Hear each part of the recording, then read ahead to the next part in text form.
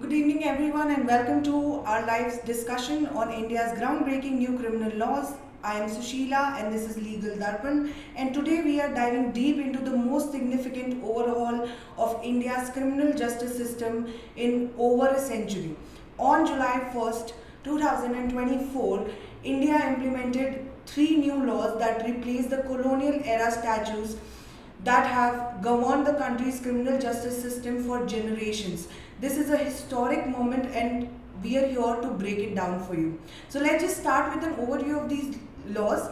We are looking at three major pieces of legislation: the Bharatiya Nyaya Sanhita or BNS, which replaces the Indian Penal Code of 1860, the Bharatiya Nagrik Suraksha Sanhita or BNSS, which takes the place of Code of Criminal Procedure from 1973, and finally the Bharatiya Sakshya Adhiniyam or BSA, which supersedes the Indian Evidence Act of 1872. Now these laws represent a comprehensive update to Indian criminal justice framework, aiming to modernize procedures, address contemporary issues and streamline judicial processes. So let's dive a little deeper into it and how this video is going to work. Firstly, we are going to talk about the old law, then we are going to talk about the new law that will be replacing the old law. So let's start with the Indian Penal Code of 1860, a cornerstone in India's legal framework, and it continues to play a pivotal role in defining and categorizing criminal offences. It was enacted during the British colonial rule. The Indian Penal Code covers a spectrum of crimes, prescribing punishment and upholding principles of justice, addressing offences against person, property, public order, morality, decency, religion and the state. Till date, it remained relevant through amendments and modification. Despite its historic origin, the Indian Penal Code remains a crucial legal document guiding India's criminal justice system, ensuring the investigation, trial and punishment of the offenders while adapting to contemporary societal norms. Now we'll talk about the Bharatiya Nyaya Sanhita Bill 2023, which was introduced in Lok Sabha on August 11, 2023, and it aims to reform the criminal justice system in India by replacing the Indian Penal Code of 1860. This new bill addresses a wide range of criminal offences and introduces significant changes to the existing legal framework. The proposed bill maintains certain elements of the existing Indian Penal Code while incorporating notable changes. These modifications encompass the addition of organized crimes, terrorism offence, and strengthening of penalties and specific established offences, and the inclusion of community service as a punitive measure for certain minor transgressions. Notably, the bill omits certain provisions of IPC and that have been invalidated or modified in judicial rulings. This encompasses offences like adultery, consensual same-sex intercourse as exemplified by the repeal of Section 377 in Navtej Singh Johar case. Now, some key features of this particular bill include removal of sedition. So the bill eliminates the offence of sedition as defined in the Indian Penal Code. IPC defines sedition as bringing or attempting to bring hatred or contempt or exciting disaffection towards the government. It is punishable with imprisonment term between 3 and lifetime or a fine. Instead, the new bill introduces new offences related to secession, armed rebellion, subversive activities, promoting separatist sentiments and endangering national sovereignty and unity. And these new offences carry penalties up to 7 years of imprisonment or life imprisonment along with fines. Secondly, the definition of terrorism has been added in the BNS. Now, the context of the bill, the terrorism is defined as any deliberate act with the intention to jeopardize the nation's unity, integrity and security while also causing intimidation among the general public or disrupting public order. This includes actions such as deploying firearms and explosives and hazardous substances like biological and chemical agents, resulting in loss of life, endangering lives or spreading fear Additionally, acts involving property destruction, disruption of essential services and activities outlined in the treaties listed in the second schedule of Unlawful Activities Prevention Act 1967, like the unlawful seizure of aircraft or hostage taking, are also considered terrorist act under the new bill. For those who attempt to engage in acts of terrorism, the proposed bill introduces severe penalties. Now, the bill also takes stringent stance on individuals involved in planning, coordinating and aiding the preparation of terrorist acts, and those found guilty of conspiring, organizing or providing assistance of such activities will face imprisonment from 5 years in addition to significant fine or at least 5 lakh rupees. This comprehensive approach underscores the gravity with which the bill addresses the terrorism acts and their associated elements. The bill also defines the term organized crime.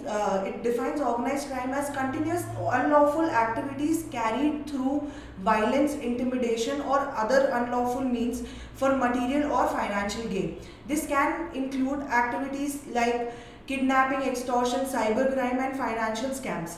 Such organized criminal endeavors can be carried out either individually or jointly or by individuals acting on their own or operating as part of a crime syndicate. The bill establishes stringent consequences for individuals who engage in or attempt organized crimes. Now, additionally, apart from the imprisonment, the offenders are also liable to pay monetary fine, further emphasizing the severity with which the bill addresses the issue of organized crime. The bill also introduces penalty for attempting or committing petty organized crime such as organized pickpocketing or theft, which create a general sense of insecurity among the citizens. The bill also introduces a separate penalties for murders committed by a group of 5 or more individuals on the basis of caste, race, sex, birthplace, language and personal beliefs. Offenders will face imprisonment ranging from 7 years to life or even the death penalty along with fines. The bill extends the death penalty to instances of gang rape involving victims below the age of 18, whereas the existing provision in IPC says that the victim should be below 12 years of age. The bill also penalizes sexual intercourse with a woman not amounting to rape achieved through deceitful means or a false promise of marriage without the intention to fulfill it. Now, this has been a very long pending provision that women have been waiting for. So, this is a very welcome change, and it also has done something very innovative and ahead of its time, as the bill expands the scope of offences related to illicit intercourse by making it a crime to import boys under the age of 18 for such purposes. Under IPC, importing girls under the age of 21 for illicit intercourse with another person was an offence. Now, in summary, the BNS replaces IPC with a more modern and comprehensive legal framework, and it addresses various criminal offences. It introduces new penalties and definitions to align with the contemporary societal issues and concerns. Now, moving on to the second most important bill here that we'll be talking about. Firstly, we'll talk about the Code of Criminal Procedure, or CRPC, which is as it is commonly referred to. CRPC is a comprehensive legal code that governs the procedures followed in criminal cases in India. It outlines the processes related to investigation, arrest, prosecution, trial and appeals. Enacted to consolidate and amend the criminal procedures, it applies nationwide and covers arrest, bail, investigation, trial, appeals, evidence, judgment and sentencing. The CRPC ensures fair trials, protection of rights and outlines the procedures for magistrates, warrants and summons. It also addresses juvenile justice and the maintenance of public order, playing a crucial role in the Indian criminal justice system. Now, the Bharatiya Nagarik Suraksha Sanhita, introduced again on the August 11, aims to replace CRPC, which governs the procedures for arrest, prosecution, bail for various offences including those under the IPC. While the bill retains the most provisions from the previous code, it introduces some significant changes, such as under the current code, if an accused has spent half of the maximum imprisonment duration in detention during investigation or trial, they must be released on a personal bond. Now, there is an exception that include offences punishable by death.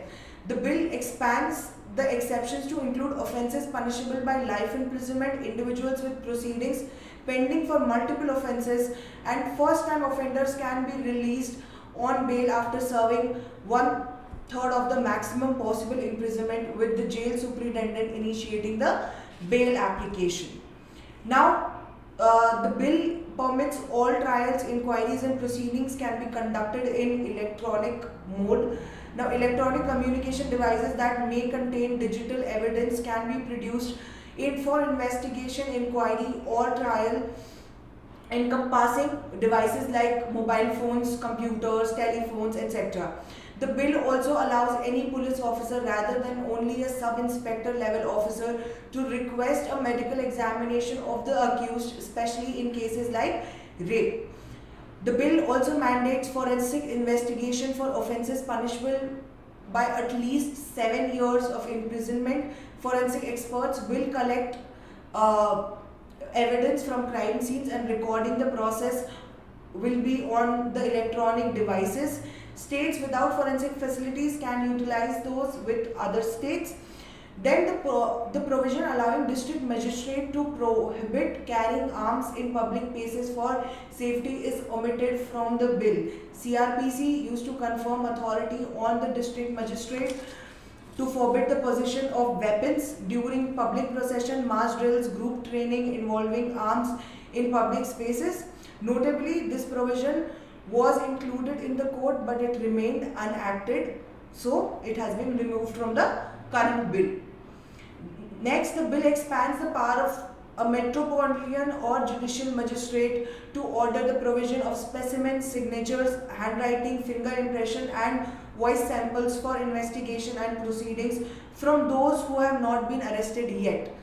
CRPC used to grant the magistrate the power to direct individuals to provide sample signatures. It was only applicable to the people who have been already arrested in connection with the evidence.